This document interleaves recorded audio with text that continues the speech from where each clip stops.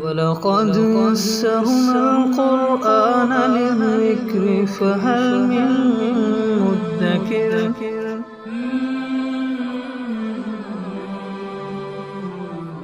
سورۃ البقرہ آیت نمبر 243۔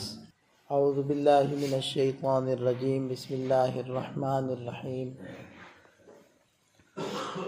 الم تر الی الذین خرجوا من دیارہم وهم الوف حذر الموت فقال لهم اللہ موتوا ثم احیاهم ان اللہ لذو فضل علی الناس ولکن اکثر الناس لا یشکرون۔ وقاتلوا فی سبیل اللہ واعلموا ان اللہ سمیع علیم۔ ان آیات میں اللہ تعالیٰ نے اللہ کی راہ میں مال و جان کے ذریعے قربانی کرنے کی ایک بلیغ انداز کے اندر ہدایت ارشاد فرمائی ہے، اور تاریخ کے ایک اہم واقعے کی طرف اشارہ کیا ہے۔ بنی اسرائیل کی ایک بستی تھی جس کے اندر ہزاروں لوگ بستے تھے۔ وہاں ایک وبا پھیلی، طاعون کی وبا۔ تو اس وبا سے گھبرا کر وہ لوگ سارے کے سارے وہاں سے ہجرت کر گئے، اس بستی کو چھوڑ گئے، اور دو پہاڑوں کے درمیان آ کر ان لوگوں نے پناہ لی اور وہاں رہنے کا ارادہ کیا۔ تو اللہ تعالیٰ نے دو فرشتوں کو بھیجا، ایک وادی کی ایک طرف کھڑا ہو گیا، دوسرا دوسری طرف، اور انہوں نے آواز لگائی۔ وہ آواز کی وجہ سے سارے کے سارے مر گئے۔ جب مر گئے، اب ہزاروں لوگ وہاں مرے پڑے ہوں، تو قریب علاقے والوں کو جب پتہ چلا، وہ آئے، تو ہزاروں لوگوں کا کفن دفن کون کرے؟ تو انہوں نے یہ کیا کہ وہاں حظیرہ بنا دیا، ایک چار دیواری بنا دی، اجتماعی قبرستان آپ کہہ لیں، وہ بنا کر اس کو چھوڑ دیا۔ ایک عرصہ گزر گیا، جسم گل سڑ گئے، ہڈیاں جدا ہو گئیں ایک دوسرے سے، بہت ساری مٹی بن گئیں اور بکھر گئیں۔ تو عرصے کے بعد حضرت حزقیل علیہ السلام جو بنی اسرائیل کی طرف ہی مبعوث ہوئے تھے، وہ وہاں سے گزرے، تو انہوں نے یہ سارا منظر دیکھا کہ بہت سارے انسانی ڈھانچے اور کھوپڑیاں اور ہڈیاں وہاں پڑی ہیں۔ تو وہ بڑے حیران ہوئے اور اللہ تعالیٰ سے دعا کی کہ اللہ مجھے بتلا دیجئے کہ یہ کیا معاملہ ہوا تھا۔ تو اللہ تعالیٰ نے وحی کے ذریعے سے ان کو یہ سارا واقعہ بتلایا، اور انہوں نے دعا کی کہ اللہ ان کو زندہ کر دیجئے۔ تو اللہ تعالیٰ نے ان کی دعا کو قبول کر لی، اور حضرت حزقیل علیہ السلام نے یہ آواز لگائی اللہ کے حکم سے، ایتھا العظام البالیہ، اے پرانی ہڈیوں، ان اللہ یأمرکم ان تجتمعی، اللہ تمہیں حکم دیتا ہے کہ تم سب جمع ہو جاؤ۔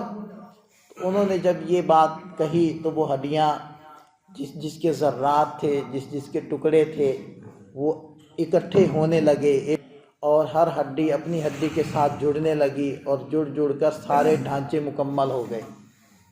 پھر انہوں نے کہا کہ اے پرانی ہڈیوں، اللہ تمہیں حکم دیتا ہے ان تکتسبی لحمن و جلدن و عصبا، کہ تم لوگ گوشت پوست کا لباس پہن لو۔ تو فوری طور پر ان کے اوپر گوشت چڑھنے لگ گیا اور وہ جسم بن گئے۔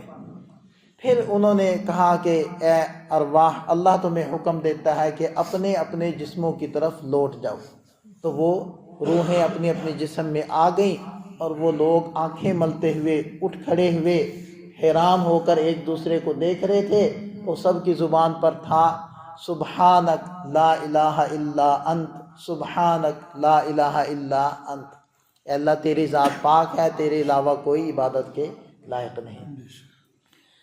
اب اس واقعے کی طرف اللہ تعالیٰ نے اشارہ فرمایا، اس واقعے کو یہاں ذکر فرمایا، لہذا فرمایا الم تر الی الذین خرجوا من دیارہم، کہ آپ نے نہ دیکھا ان لوگوں کو جو اپنے گھروں سے نکلے۔ اب دیکھنا کیسے ہو سکتا ہے؟ نبی پاک صلی اللہ علیہ وسلم سے تو ہزاروں برس پہلے یہ واقعہ پیش آیا۔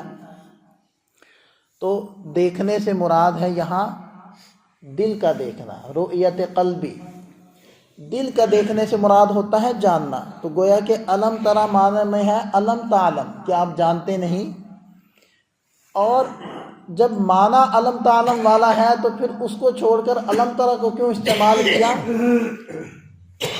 اس واقعے کی یقینی اور حتمی ہونے کی طرف اشارہ کرنے کے لیے کہ آپ جانتے ہیں اور آپ کا جاننا اتنا یقینی ہے اور اس واقعے کا ہونا اتنا حتمی اور یقینی ہے، گویا کہ آپ اس واقعے کو آنکھوں سے دیکھ رہے۔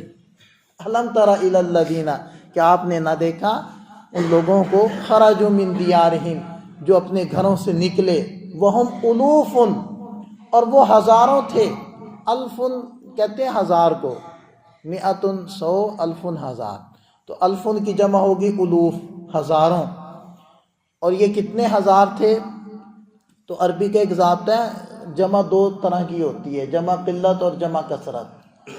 تو یہ الوف جمع کثرت کا وزن ہے، اور جمع کثرت میں اقل جو عدد ہوتا ہے وہ 10 ہوتا ہے، تو یہ الوف سے مراد ہوگا 10,000، یعنی کم سے کم 10,000 تھے وہ، اس سے زیادہ ہی ہو سکتے ہیں، اس سے کم نہیں ہو سکتے۔ تو وہم الوف کا پھر ہم معنی کریں گے کہ وہ ہزاروں تھے، یعنی 10,000 یا اس سے زائد تھے، وہ نکلے حذر الموت، موت کے ڈر سے۔ فقال لهم اللہ موتوا، اللہ تعالیٰ نے ان کو فرمایا مر جاؤ، وہ سب مر گئے۔ ثم احیاہم، پھر ان سب کو زندہ کر دیا۔ ان اللہ لذو فضل علی الناس، یقیناً اللہ تعالیٰ انسانوں پر فضل فرماتے ہیں۔ ان لوگوں پر فضل ایسے فرمایا کہ ان کو ایک عرصے کے بعد دوبارہ زندہ کر دیا، اور ہم پر فضل یہ فرمایا کہ ہمیں اس واقعے کی اطلاع دے دی، ہمارا یقین ٹھیک رکھنے کے لیے کہ موت و حیات کس کے قبضے میں ہے، ہر چیز پر تقدیر الہی غالب ہے، اس کا حکم غالب ہے۔ آدمی نہ بیماری سے مرتا ہے، نہ جنگ سے مرتا ہے، اور نہ ہی اپنے گھر میں بیٹھنے سے بچتا ہے۔ موت آ جائے تو بستر پر بھی آ جاتی ہے، نہ آئے تو میدان جہاد میں بھی نہیں آتی۔ حضرت خالد ابن ولید رضی اللہ عنہ، جسم کا کوئی حصہ ایسا نہیں ہے کہ جس کے اوپر زخم کا نشان نہ ہو، لیکن انہوں نے وصال فرمایا ہے تو اپنے بستر پر فرمایا ہے، میدان جہاد کے اندر ان کی موت نہیں آئی، ان کو شہادت نہیں ملی۔ تو یہی ہدایت دینا مقصود ہے امت کو کہ دیکھیں اللہ کا حکم ہر چیز پر، ہر امر پر غالب ہے۔ اب وہاں جو وبا پھیلی تھی، اب اس خطرے سے کہ ہم نہ مر جائیں، وہ وہاں سے نکلے، بھئی وہاں رہ کر اگر مرتے تو بیماری سے مرتے بھی تو اللہ کے حکم سے مرتے۔ اب کرونا آیا، ایک بیماری وبا آئی ہے، تو جن کی لکھی تھی چلے گئے، جن کی نہیں لکھی تھی وہ نہیں گئے، وہ بچے رہے، اور ہوا سب کو ہے۔ لوگ سمجھتے ہیں کہ نہیں ہوا سب کو ہے، کیونکہ وائرس تھا نا۔ تو اسی طرح یہ طاعون ہوتا تھا ان زمانوں کے اندر، اور ہزاروں لوگ وفات پا جاتے تھے، جیسے کہ طاؤس امواس مشہور ہے۔ جب حضرت عمر فاروق رضی اللہ عنہ کا دور خلافت تھا، شام کے اندر یہ طاعون پھیلا تھا، اور حضرت عمر فاروق رضی اللہ عنہ شام کی طرف تشریف لائے، اور تبوک کے قریب، یہ شام کی حد یہاں تک تھی تبوک پر، تو یہاں جب پہنچے وہاں ایک مقام سرغ ہے، وہاں پہنچے تو اطلاع ملی کہ شام کے اندر شدید طاعون پھیلا ہوا۔ تو حضرت عمر فاروق رضی اللہ عنہ نے حضرات سے مشورہ کیا، جو رفقا ساتھ تھے، ان میں حضرت ابو عبیدہ بن جراح رضی اللہ عنہ بھی تھے، جو سپہ سالار تھے شام کے اندر موجود فوج کے، اور حضرات بھی تھے۔ تو حضرت عبد الرحمن بن عوف رضی اللہ عنہ نے یہ فرمایا کہ میں نے نبی پاک صلی اللہ علیہ وسلم سے سنا ہے کہ جس جگہ ایسا طاعون بیماری پھیلی ہو تو باہر والوں کے لیے ہدایت یہ ہے کہ وہ وہاں نہ جائیں۔ تو حضرت عمر رضی اللہ عنہ نے اس کے مطابق پھر یہ فیصلہ کیا کہ ٹھیک ہے ہم واپس چلتے ہیں۔